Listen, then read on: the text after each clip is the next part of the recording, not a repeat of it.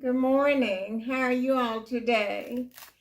Thank you all for visiting with us again, and we're continuing in our studies from Genesis, and we will be in chapter 21. But welcome to Bible class with Andre and Betty, and let's get started in Genesis chapter 21 of the book of Genesis, chapter 21. And today we'll be looking at the fact that God is faithful.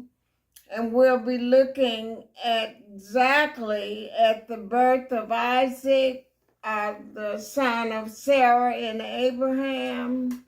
This is the child of promise. God had promised Abraham 24 years ago, that he would be the father of a great nation and the father of many nations. Well, he was promising Sarah and Abraham a child, but the performance of that promise was not until today in our studies. God is faithful. And so, verse 1, and the Lord visited Sarah as he said, and the Lord did unto Sarah as he had spoken. For Sarah conceived and bare Abraham a son in his old age, at the set time of which God had spoken to him. And that was in chapter 18, verses 10 and the following verses. Verse 3. And Abraham called the name of his son that was born unto him, whom Sarah bare unto him, Isaac. And the name Isaac means laughter. And Abraham called his son as had been prophesied in chapter 17 of Genesis. Verse 4. And Abraham circumcised his son Isaac, being 8 days old, as God had commanded him. So Abraham was 99 years, I believe, when he was circumcised. And Hagar and Abraham's son Ishmael was 13 years old when he was circumcised. And now the covenant of circumcision that God established in Genesis chapter 17 is now in reality. On the 8th day, Abraham circumcised his son Isaac, and it was just what God had told him to do. And verse 5, and Abraham was 100 years old when his son Isaac was born unto him. So he was 75 years old when God called him out of Ur of the Chaldees. And so he's now 100 years old, which lets us know not to give up on our prayers and that we're to wait on the Lord until God knows it's time for us to get that prayer answered. Verse 6. And Sarah said, God had made me to laugh, so that all that hear will laugh with me. And she's saying all of those that hear the gospel and the message of redemption through Christ, that we would rejoice with her. Verse 7. And she said, who would have said unto Abraham that Sarah should have given children suck? Who would imagine this? for I have borne him a son in his old age. Verse 8, and the child grew and was weaned. And Abraham made a great feast the same day that Isaac was weaned. And so Isaac is a toddler now. He's a young boy, but he's now able to be with other children and grown-ups. He could go out with his father Abraham, and his brother, who is older than him, is a teenager now. And so verse 9 says, and Sarah saw the son of Hagar, the Egyptian, which she had borne unto Abraham, mocking. So as Ishmael is mocking and playing with Isaac. And when Sarah saw this, she said to Abraham, verse 10, wherefore she said unto Abraham, cast out the bondwoman and her son. For the son of this bondwoman, talking about Hagar, shall not be heir with my son, even with Isaac. And this is confirmed and explained in Galatians chapter 4, verses 21 through 31, verse 11. And the thing was very grievous in Abraham's sight because of his son. He was concerned about Ishmael. And so when Sarah told him to cast out the bondwoman and her son, that grieved his heart.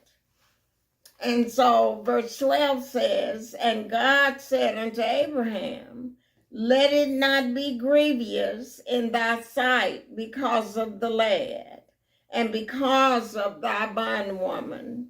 In all that Sarah had said unto thee, hearken unto her voice. For in Isaac shall thy seed be called. In other words, Jesus will come through the line of Abraham, Isaac, and Jacob into the kingdom age of the time of the kings, King David. And so his birth would be through the line that ran from Genesis 12 up to the birth of Jesus Christ in the Gospels. And so verse 13, and also of the son of the bondwoman will I make a nation, because he is thy seed. He's your son. That's Ishmael. I'm going to make him also a great nation, but he will not be heir of the life of Jesus through this nation. And so the bondwoman is speaking of those descendants from Ishmael and Esau. And from that, Jesus would be born unto Joseph and Mary, the mother of Jesus. Joseph was his earthly father, but not his biological father, because Jesus was conceived by the Holy Ghost in the womb of the Virgin Mary. And I know all of you all know this. So verse 14. And Abraham rose up early in the morning and took bread and a bottle of water and gave it unto Hagar, putting it on her shoulder and the child, and sent her away. And she departed and wandered in the wilderness of Beersheba. Now this looks like very little for Abraham to have given Hagar, but this is probably as much as she could carry, along with her teenage son. And so verse 15 says, and the water was spent in the bottle. It was all used up. And she cast the child under one of the shrubs. So she put him a far distance from her, even though he's a teenager. This story is because Ishmael was the son that would come through Abraham, but he would not be the son of Sarah. In verse 16, and she went, that is, Hagar went, and set her down over across from him a good way off, as it were a bow shot. For she said, let me not see the death of the child. And she sat over against him or across from him, and lifted up her voice and wept. So this is a mother with her son, and she's been sent away from the home of his father, and she doesn't know what to do. So she's trying to make sure that she take care of her son, even though she had no real means of doing so. Verse 17. And God heard the voice of the lad. So the lad's voice, the young man's voice, Ishmael's voice. So God heard the voice of the lad. And the angel of God called to Hagar out of heaven and said unto her, what aileth thee, Hagar? Fear not, for God hath heard the voice of the lad where he is. Now this angel is an appearance of Jesus in the Old Testament.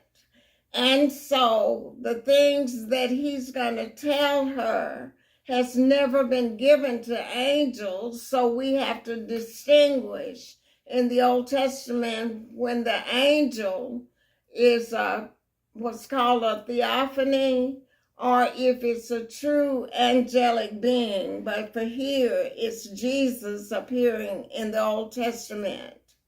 And he tells her, arise, lift up the lad, and hold him in thine hand.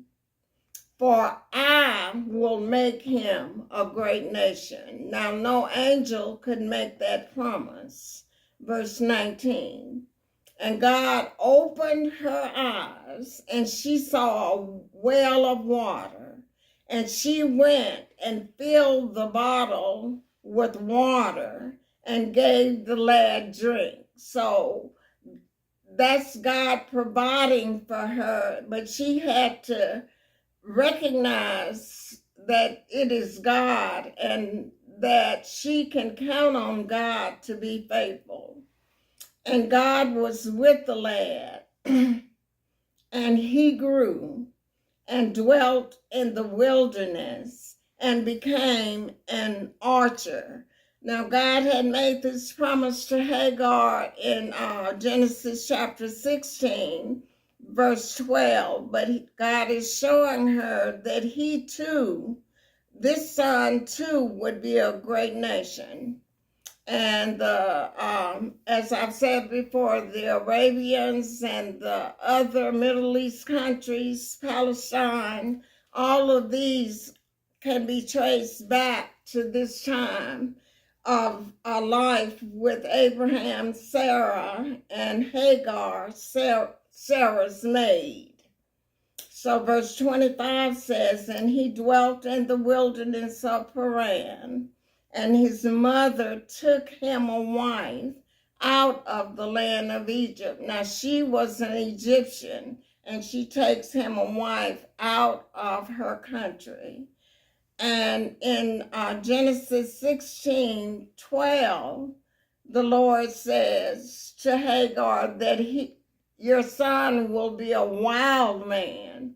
And this verse explains that he would be a man with bow and arrows in the wilderness where they were in Beersheba. Verse 22.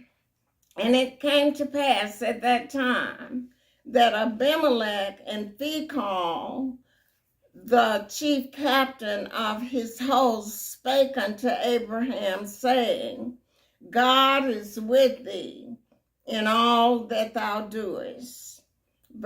Now this is the Abimelech that Abraham had lied to in chapter 20 of Genesis.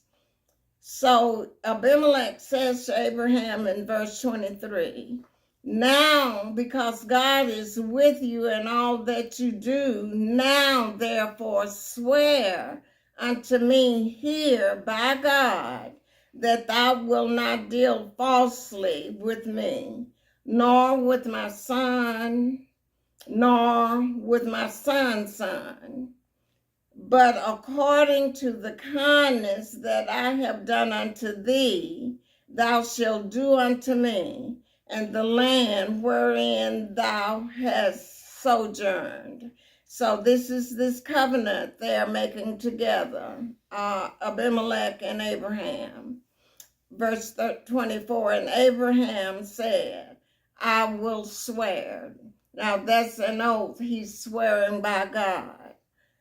Verse 25, and Abraham reproved or corrected Abimelech because of a well of water, which Abimelech's servants had violently taken away. So these are foreign people, but the servants of these people were fighting against Abraham and his servants. Verse 26, and Abimelech said, I know not, or I would not who had done this thing, because Abraham had scolded him. Neither didst thou tell me, neither yet heard I of it but today. He's saying, I never knew anything about any of this until I learned it from you this day. So Abraham in verse 27, and Abraham took sheep and oxen and gave them unto Abimelech, and both of them made a covenant. Now, a covenant is a legal contract between two or more people. Verse 29, and Abimelech said unto Abraham, verse 28, and Abraham set 7 ewe lambs of the flock by themselves. And the number 7 in the Bible means complete or whole. And verse 39 says, and Abimelech said unto Abraham, what mean these 7 ewe lambs or female lambs, which thou hast set by themselves? Verse 30, and Abraham said, for these 7 ewe lambs shalt thou take of my hand, that they may be a witness unto me that I have digged this well. And so that would settle the fight between Abimelech's people and the servants of Abraham. Verse 31. Wherefore he called that place Beersheba, because there they swear both of them, and that's where Beer speaks of a well, and Sheba an oath. And so they made this agreement a covenant and swear by they both swear by what they had contracted for. Verse 32. Thus they made a covenant at Beersheba. Then Abimelech rose up and Phicol, the chief captain of his host, and they returned into the land of the Philistines. Verse 33.